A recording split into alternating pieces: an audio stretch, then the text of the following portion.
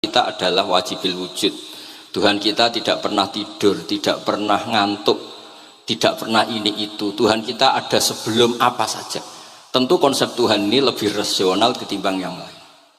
Artinya kita menjual Islam itu dengan likaum yakin, dengan logika sing luar biasa. Sebab itu Quran nak ngajari kita, nak ngenyek Fir'aun, ngenyek Namrud.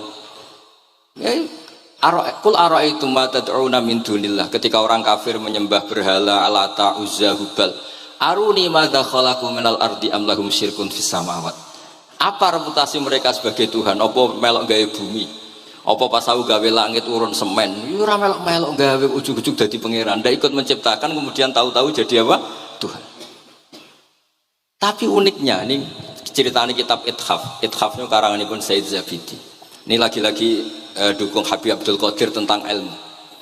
Kenapa orang Islam disuruh baca sholawat Allahumma sholli ala Sayyidina? Iku Said Zabidi cara ngendikan begini. Islam itu ada, itu setelah Nabi Isa dikultuskan seperti itu, diangkat sedemikian rupa sampai dituhankan.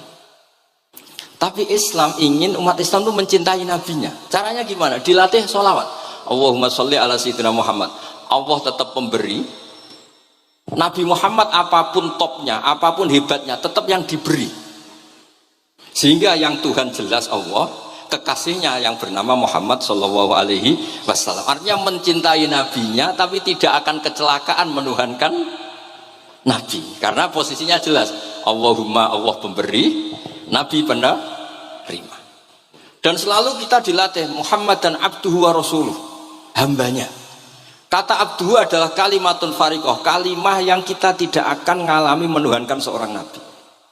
Kayak apa berkahnya hadatin, kayak apa berkahnya ilmu ulama. Makanya kalau setuju beliau ngendikan al-anbiya mashtaharu illa bil ilmi wala adharu sya'nahum fil wujud illa ilmahum. Terus beliau ngendikan wa fi dalilun ala anal ilma aqwa minal amal. Ini kita baru kalian dawa-dawa beliau kula alhamdulillah khatam nggih. Cara kula nyari padanan di kitab-kitab itu mudah sekali karena ini ma'ruf masyhur. Terus di antara dawuhipun ngendikan karomatul ulama adharu min karomatil auliya. Ulama itu sekali keramat itu lebih zahir, lebih manfaat ketimbang keramatnya wali. Saya masih ingat bapak saya kalau ngendikan terkenal wali sing untung dekne kata bapak. Ini bapak guyon. Tapi wali basa Jawa loh, ndak wali yang di kitab-kitab itu ndak. Kalau Anda terkenal wali itu yang sowan banyak, apalagi yang nyalon bupati gubernur, itu pasti gula Anda banyak, uang Anda banyak. Dan yang untung Anda. Tapi kalau Anda terkenal ulama, ahli fikih, kados bil faqih itu babahnya ahli fikih. Sampai disebut Ustadz Al-Faqih Al-Muqaddam. Jadi beliau enggak diundang Habib saking terkenal ahli fikih, disebut Al-Faqih Al-Muqaddam, saking ahlinya fikih. Kalau Anda terkenal alim fikih, oh saya kalau tanya khed sama siapa? Sama Bahak misalnya, mau tanya halalnya penyembelian sama siapa? Sama orang alim itu. Mau haji tanya siapa? Sama orang alim itu. Sehingga yang untung itu Islam, karena ada masailul fikih yang bisa diketahui lewat ulama. Jadi kalau Anda terkenal wali, dungam mandi, yang untung Anda. Entah untuk sowanan wae kira-kira gitu. Mboten niki cerita mawon, cerita maknane karomatul ulama adharu min karomatil auliya. Maka saya senang sekali sama keluarga-keluarga yang ahlul ilm. Tadi beliau madah Habib dengan nama Habib Abdul Qadir Darul Hadis, disebut Al-Musnid. Disebut musnid saja ingatan kita pasti sanadnya musalsal ila Rasulillah Shallallahu Alaihi Wasallam. Saya ini kiai Jawa ya, pakai hem seperti ini, pakai peci hitam seperti ini, dan dekat para habaib. Itu karena semua bacaannya Bukhari. Di Bukhari itu ada cerita Jabir bin Abdillah itu termasuk sahabat sepuh. Itu pulang pakai pakaian resmi, itu dicopot, jubahnya dicopot, imamahnya dicopot. Kemudian beliau sholat akidan torofai izarihi ala atikihi. Sarungnya itu ditancang ning gulune terus sholat di depan umum. Terus ketika ditanya, masa sahabatnya Nabi sholat seperti itu? Biar orang tahu kalau syarat sahnya tidak harus seideal itu. Barokahnya itu satpam bisa sholat dengan pakaian satpam, orang Jawa bisa dengan pakaian Jawa, karena barokahnya Jabir bin Abdillah. Dan beliau ngendikan, saya ini menangi awal Islam bersama Rasulullah, dan beliau yusolli akidan izarohu ala atikihi. Jadi Nabi ya pernah sholat namun dicangcutnya. Barokah itu sampean tidak ngeritik salate satpam sing lagi seragam satpam, salat pegawai SPBU sing lagi seragam pegawai napa SPBU. Sing penting semuanya nutupi napa kabeh itu barokah Bukhari. Dan kenapa kita tahu Bukhari itu? Karena konsensus. Di Rauhah Solo ada Bukhari, Habaib kalau Rejab ada Rauhah Bukhari. Dan beliau begitu bangganya Habib Abdul Qadir ketika putranya Habib Abdullah ngaji Al-Kutubus Sittah. Dan beliau mengharuskan putra-putranya hafal Tirmidzi, hafal Al-Kutubus Sittah. Saya senang sekali karena setiap saya sinau hadis terus ingat hadal kitab Mu'tamadul Habaib, Mu'tamadus Sadat, Mu'tamadu Alawiyin, sehingga kita terus pede. Sing dadi kiai Jawa terus pede pakaian ngene ya usah sanggep kayak Jabir. Gampang. Tapi kalau kita tidak punya konsensus, tidak ahlul ilm, terus nganggep yang paling sah seperti ini, ya repot. Kayak saya tuh pernah Jumatan, ini kisah nyata. Ada yang sholatnya tuh miring banget. Terus dia karena kebetulan ahli falak, Gus saya sama orang-orang yang menghadap kulon lurus gak cocok. Mergo cara falak itu rondok ngalor atau rondok ngidul. Soalnya Mbah Mun longgar, Habib Rahman nggih longgar, rata-rata do longgar alhamdulillah. Terus tak tanya kenapa begitu? Karena secara teori kalau rondok ngulon pas itu doe Afrika bundi orang Mekah. Nah terus berarti sak masjid mau sing bener kontok. Iya Gus, bener. Berarti tadi satu masjid yang benar Anda tok, iya yang bener sana. Ya padha gak sah, syarat sahnya Jumatan harus jamaah. Sementara yang sah kamu tok. Terus iya Gus, jebule aku goblok, ya goblok tenan maksudnya bukan goblok. Dia baru sadar kalau dia sah sendiri kan berarti nggak sah karena syaratnya Jumat itu harus jamaah. Artinya kalau kamu ingin semuanya sah ya sahkan semua. Jangan egois nuruti madhab Anda. Sama barokah Rasulullah Shallallahu Alaihi Wasallam, orang yang sudah melafazkan la ilaha illallah Muhammadur Rasulullah pasti Muslim. Barokah itu kita merasa mayoritas.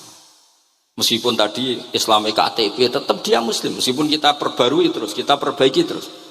Karena barokah dihukumi Muslim, kita merasa mayoritas, dan kalau mayoritas itu keinginan Rasulullah Shallallahu Alaihi Wasallam, karena Nabi berharap saya tidak diberi mujizat tongkat kayak Nabi Musa. Itu kata Ibnu Hajar Al Asqalani, andaikan mujizatnya Nabi itu tongkat, itu hanya yusyahadu bil absor, hanya bisa disaksikan mata yang melihat. Itu pun disaksikan orang di eranya yang menyaksikan mukjizatnya Nabi Musa. Tapi kalau mukjizatul Quran itu dijaga oleh Rasulullah ila yaumil qiyamah. Barokah Quran wong sing tau nakal, tau apa iso tobat karena Allah selalu ngendikan wa anibu ila rabbikum, ayo kembali. Barokah Quran sing sugih sedekah anfiku, sing melarat sedekah sabar. Sing hasud ngempet hasute tok niku mun ibadah. Sing tukang maksiat ngempet tok ra sida maksiat kuwi ibadah. Mulane dawuh Kanjeng Nabi wong sing kepengin maksiat, orang yang ingin maksiat kemudian tidak jadi maksiat itu wis ganjaran. Mulane sering mawon boten sida. Jadi barokah sampean kepengin maksiat iku nek ra sida malah ganjaran. Makanya ada 7 wali di antara yang disebut Nabi itu wa rajulun da'athu imra'atun datu mansibin wa jamalin faqala inni akhafu. Tapi itu wali yang paling riskan gitu. Jadi di antara orang yang jadi wali itu lelaki diajak perempuan cantik, kemudian dia bilang ini akhafu. Itu tidak usah dicoba itu karena rawan kecelakaan. Tapi itu pun ya jadi wali. Makanya Abu Yazid Al Bustami itu pernah merasa wali paling top. Kemudian dia ingin pesaing, kompetitor. Dan tanya, ya Allah, yang kompetitor setingkat saya itu siapa? Dijawab sama Allah, yang tidur itu. Kenapa? Itu kan tidur, saya tahajud. Ya karena kalau orang bangun terjaga itu bertarung dengan nafsunya. Sidora, dangdut, topora, ribet. Nak turu wis. Berarti status orang tidur itu tarokal ma'asiyah kullaha. Bukan sekedar tarokal ba'dal ma'asi, tapi tarokal ma'asiyah kullaha. Makanya Imam Ghazali ya punya riwayat. Nanti di akhir zaman afdalu ibadati umat itu an-naum. Lah ini Kiai Jawa ini cerita yang ringan-ringan saja. Tapi yang penting itu ilmu. Di sini saya sebut beberapa kitab yang disebut Habib Abdul Qadir Ar-Risalah, Al-Mustasfa. Al-Mustasfa itu usul fikih. Terus Al-Kutubus Sittah karuan. Terus Al-Um. Kitabnya Imam Syafi'i. Itu kitab-kitab yang saya yakin siapapun pembacanya pasti menjadi Al-Musnid Al-Muhaddis. Karena di situ ada logika yang dibangun, bukan sekedar riwayat tapi logika yang dibangun. Rasulullah itu kalau nerangkan orang itu gampang, mulai yang guyon sampai yang serius itu gampang. Masyhur itu Rasulullah itu sangat mencintai Khadijah, dan kalau ketemu Halah adiknya Khadijah itu dihormati. Sayyidah Aisyah cemburu. Itu ketika Sayyidah Aisyah cemburu akhirnya menyebut Khadijah itu ajus, ya namanya orang cemburu. Ajus itu perempuan tua.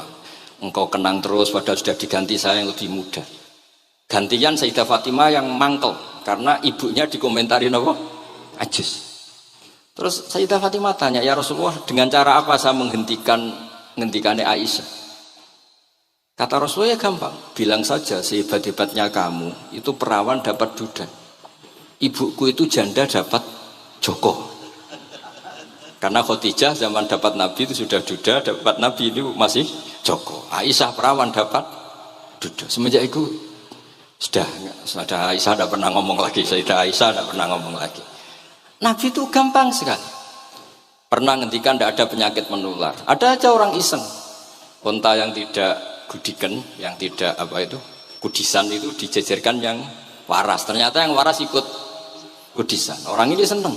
Ya Rasulullah, teori yang tidak ada penyakit menular ternyata ini menular. Nabi enteng jawabnya. Faman a'dal awala. Lalu yang penyakitan pertama tertular siapa? Iya, yang pertama itu asli ya. Masukku sing asli. Jadi Nabi itu menyelesaikannya itu bil ilmi. Ya saya ulang lagi, semuanya diselesaikan apa? Bil ilmi. Makanya saya senang sekali, saya pernah ke Pondok Darul Hadis ketika ini Habib Soleh Al-Atos itu dulu termasuk tipe anak angkat sama Mbah Mun. Itu dekat sekali, terus beliau supaya barokah dipondokkan di Darul Hadis. Zaman itu pengasuhnya sudah Habib Rahman, Habib Soleh Al-Idrus. Saya yang mewakili. Ketika Boyong yang mamitkan juga saya, ketika mondok di Sayyid Umar Hafid yang disuruh jadi surat sebagai bapaknya juga saya. Terus, alhamdulillah sekarang barokah jadi kiai top di Tegal. Ya, baru di Tegal dan sekitarnya tidak tahu saya juga. Yang jelas itu di Islam itu gampang. Kalau kamu terkenal niati syiar, karena Islam itu butuh syiar. Kalau kamu tidak terkenal niati humul itu ab'adu minar riya. Jangan-jangan Anda lebih wali ketimbang saya karena tidak terkenal. Tapi bisa saja wali saya karena saya bisa menterkenalkan ilmunya Allah dan Rasul. Ya nanti diuji di akhirat siapa yang lebih wali. Tapi yang jelas Islam itu gampang itu. Orang bisa jadi wali lewat apa saja. Karena kebaikan yang ditawarkan Islam itu semua kebaikan. Sampai tak cerita nih, orang sowan Rasulullah itu kan luar biasa. Kayak apa? Hebatnya orang melihat wajahnya Rasulullah. Marro'a wajah kayak saat. Tapi ada orang namanya Uwais Al-Qarni. Itu tidak sowan Rasulullah. Karena ibunya tuh manjanya minta ampun. Kemana-mana minta digendong. Semua tetangganya sudah sowan Rasulullah kecuali dia. Tapi dia tidak sowan Rasulullah berdasar roh yang ditanamkan Rasulullah, yaitu birrul walidain. Dan itu ya jadi wali. Makanya ketika Habib Soleh bilang jenengan diatur Habib Rahman, Habib saya tidak ketemu fisik, sudah ketemu roh. Al arwah junudun mujannada. Sehingga jenengan yang sowan ke sini langsung ke saya, yang di rumah tapi mencintai Habib ya saya. Yang nggak berani ketemu juga saya, karena sampai sering ketemu nak suladab malah dosa. Atau rapati sering ketemu tapi husnul adab. Mulai dulu sahabat ya gitu. Ada yang sowan Nabi, ada yang nggak pernah sowan, alasannya takut ganggu. Wali ya ada yang ditanya, kalau kamu di surga ingin melihat Allah apa enggak? Ada yang jawab tidak katanya. Kan aneh, kenapa? Unazzihu dzalikal jamal an-nadhari misli. Saya ingin Allah itu tidak terkontaminasi karena dilihat saya. Karena wong potongan ini kan tahu delok dangdut macam-macam, jadi sojo lah sebenarnya. Allah selamat songko mata yang pernah digu macam-macam kira-kira gitu. Jadi wali itu yang macam-macam. Dan itu kalau ilm, saya yakin ilm itu ada semua. Dan itu yang diceritakan Imam Bukhari radhiyallahu anhu yang juga mu'tamadul habaib. Sehingga konsensus ilmu ini penting sekali. Jadi saya baca ini khatam, saya ulang lagi khatam. Itu barokah sekali karena terus pilihan untuk menjadi muslim yang baik itu gampang sekali. Karena yang dikatakan kebaikan itu fi'lul awamir atau imtithalul awamir wajtinabun nawahi. Istinabun nawahi itu kan gak modal. Kamu di rumah guyon sama anak istri tidur, udah ndak zina, ndak maling, ndak ngerasani orang, ndak nyopet. Kalau kelasnya dinaikkan ya tahajud, tapi itu kan butuh potongan, butuh soleh yang agak naik sedikit. Tapi yang penting itu tarkul apa? Ma'asi. Ini di sini juga diceritakan sama Habib Abdul Qadir ketika Ibnu Abbas ditanya bagaimana orang yang melakukan as-sunan wa nawafil tapi sering maksiat, sama yang hanya iktisar alal faraid tapi tidak pernah maksiat. Ini yang diceritakan Habib Abdul Qadir, nyeritakan Dawud Ibnu Abbas, la na'dilu bisalamati syai'an. Saya tidak pernah membandingkan selamat, artinya yang paling penting itu tarkul ma'asi. Dados kula suwun para pecinta Habib Abdullah, Habib Abdul Qadir, Habib Abdurrahman, semua keluarga Habib Ahmad, semuanya keluarga zuriyah atau mantu atau muhibbin, tolong ilmu itu dijaga, diomongkan terus, cocok tidak cocok diomongkan. Syekh Abdul Qadir Al-Jilani itu Sultanul Aulia, beliau nggak pernah nggak tahajud, juga nggak pernah nggak duha. Tapi beliau cerita, Sayyidah Aisyah itu kalau ada orang duha terus diparani, kamu jangan menyamakan sholat sunat dengan sholat fardu, kalau kamu terlalu istiqomah nanti dikira fardu. Itu di sweeping. Ibnu Abbas memaklumatkan, usolliha yauman wa atrukuha asron. Biasanya saya 10 hari melakukan sekali, untuk membedakan antara sunat dan wajib. Abu Bakar Umar itu orang paling lomo tapi nggak pernah kurban, karena kalau dia korban, dua beliau ini korban, nanti dikira korban itu wajib. Rasulullah itu ibadahnya paling sempurna, tapi semuanya tawaf musyatan, jalan kaki semua, dan al-ajub bi qadrit. Tapi Nabi itu tofa rohiban, Nabi malah pakai unta, padahal pas itu sehat. Akhirnya menjadi fikih, tawaf pakai kendaraan itu boleh. Andai kan Nabi saat itu kok ikut jalan kaki, dikira syarat-syaratnya tawaf harus jalan kaki. Itu kalau Anda tidak menekuni ilmu kayak Habib Abdullah, Habib Abdul Qadir, itu habis. Nah, kula suwun beliau, saya senang sekali ketika beliau ngendikan, idza aradta an ta'rifal insana naw insanun unzur ila mahabbati lil ilm. Kalau kamu ingin manusia itu siapa yang manusia betul, lihat saja dia senang ilmu apa enggak. Enggak usah diteruskan, kalau yang enggak senang berarti enggak usah, pokoknya kalimatnya gitu. Idza aradta an ta'rifal insana annahu insanun unzur ila mahabbati ilm. Fakullama zadat mahabbatu ilm zadat insaniyatu. Semakin dia senang ilmu, berarti semakin dia manusia. Karena kalau Anda suka makan, hewan juga suka makan. Anda senang kumpul perempuan, hewan-hewan malah banyak pasangannya. Suka menang-menangan, hewan juga suka menang. Tapi kalau suka ngaji takrib, tidak ada yang ngaji takrib. Kalau kamu suka ngaji ihya, itu pembeda betul. Tidak ada hewan yang suka ngaji ihya. Jadi al-fariq bainana wa bainal hayawan itu mahabbatul ilm. Jadi kata beliau ini agak keras dengan idza aradta an ta'rifal insan annahu insanun unzur ila mahabbatil ilm. Fakullama zadat mahabbatul ilm zadat insaniyah. Yang terakhir, jangan pernah merubah dawai Rasulullah SAW. Ini yang terakhir. Saya ini cerita di depan para habaib, ada Habib Abdurrahman Segaf, ada Habib Abdurrahman Bilwaqi, ada Habib Fauzi Al-Haddad, semuanya para sepuh. Saya itu pengagum dawai Rasulullah SAW. Dan saya meskipun modern tidak pernah merubah. Misalnya begini, saya beri contoh. Kalau salah nanti ditasih. Orang kalau mau meninggal itu sama Nabi hanya disuruh nyebut Allah, Allah, Allah. Nabi tidak menyuruh berdoa. Karena berdoa itu bagi orang kebanyakan, saya tidak bakas habaib, tidak bakas orang-orang yang al-mutahharun, bakas yang umumnya orang. Kalau Anda berdoa, pasti hati Anda, aku mandi tanda, doa saya makbul apa enggak? Sehingga Anda fi akhiri hayatika ada qalakun billah, Anda merasa tidak nyaman dengan Allah.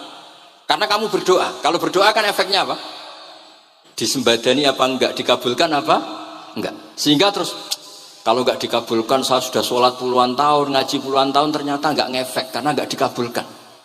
Kalau GR dikabulkan, kamu kan punya reputasi yang masa lalunya juga apa ya tahu tak delok. Maksiat apa ya kita ya wis rontok tahu. Masih rontok tahu misalnya gak sampai zina ya delok. Bodoni ya sering. Tobat ya sering, pokoknya kholatu amalan sholihah wa akhiran apa? Saya. Jadi doa itu punya akibat kolak. Kolak itu kayak iya kayak enggak. Tapi kalau kamu bilang Allah, Allah saja, Allah elahul asmaul husna. Allah itu siapa? Rahman, Rahim. Allah itu siapa? Khairul ghafirin. Allah itu siapa? Arhamur. Sudah, sampai kamu mati bilang aja Allah, Allah. Terus nyifati Allah.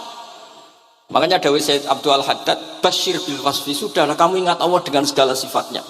Uzkuru wa dzikran katsira.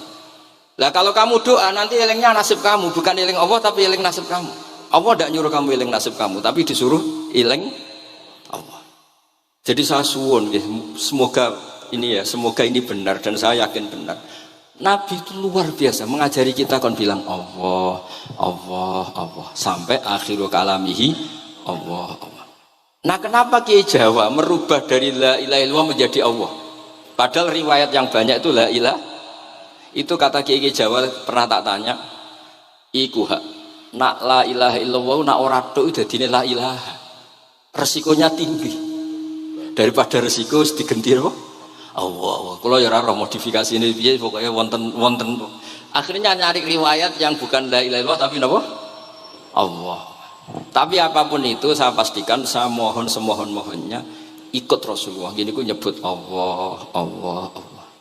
Jangan saat itu, saya ulang lagi, saat itu jangan banyak berdoa sesuai penuduhan Nabi la yamutanna ahadukum illa wa yuhsinu dzanna billah. Tapi saat itu jangan pakai doa, karena kalau Anda pakai doa takutnya Anda takut gak mustajab. Lah kalau kata orang mustajab terus setan nyelinap gak ono gunane kowe dhisik nekani maulid, salat, saiki ora ngefek. Pas itu berarti kowe suudzon be Allah. Jadi kalau suwun semohon-mohonnya Nabi itu kalau dawuh pegangi saja. Ya sudah, tidak usah ditakwil.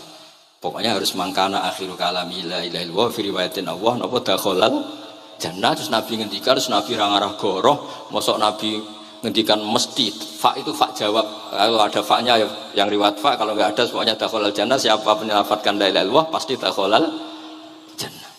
Daripada sampean duwe kolak itu merasa ndak nyaman. Sebab itu di banyak riwayat ngendikane man syaghalahu dzikri an mas'alati wa fi riwayatin an du'ai a'taituhu afdhala ma'utis sa'ilin. Orang yang sibuk ingat Allah, baik dengan Quran maupun yang lain, pokoknya sibuk ingat Allah sampai dia itu lupa meminta, itu akan saya kasih di atas permintaan orang-orang yang minta. Karena ingat Allah itu lebih mudah, kata Syekh Abdul Haddad, ingat Allah itu lebih mudah. Allah lahul asmaul husna, Allah arhamur rahimin, Allah ar-rahmanur rahim. Daripada sampean ingat nasib sampean, saya ketoke tahu sholat suwi, poso suwi, tapi maksiate juga suwi. Maulid teko yo biasa 2 jam, tapi dandutane yo tahu 3 jam. Ruwet pokoke nek eling sampean ruwet. Tapi nek eling Allah, Allah, Allah lahul asmaul husna, Allah, Allah lahu sifatul ula, Allah, Allah arhamur rahimin, Allah, Allah rahman rahim. Ini disebut basyir bil wasfi, sehingga sudahlah kamu senang saja. Allah itu punya sifat yang luar biasa dan sifat Allah itu pasti ngefek ke kita. Nggih kula ngapunten Kang Kata dan kula matur nuwun sanget disukani kesempatan, tapi kula nggih iktidar guys. Boten pati wani kula teng mriki niki pokoke kula kepen akrab Habib Abdurrahman, kula insyaallah gadah takriran kitabnya Habib Abdul Qadir bin Ahmad, karena saya nyari padanannya itu gampang sekali, karena yang beliau ngendikakno itu kabeh itu masbuh ya, apa insibah, maksudnya terbentuk dari baca beliau yang sangat banyak. Terus kula niki boten madah basa-basi, tapi pancen zaman kula teng sarang, di antara foto yang saya pasang di kitab Ihya saya itu fotonya Habib Abdullah kalian Sayyid Muhammad. Dan saya sering dapat cerita dari guru-guru kita, dari teman-teman kita. Semoga barokah sedanten. Wassalamualaikum warahmatullahi wabarakatuh.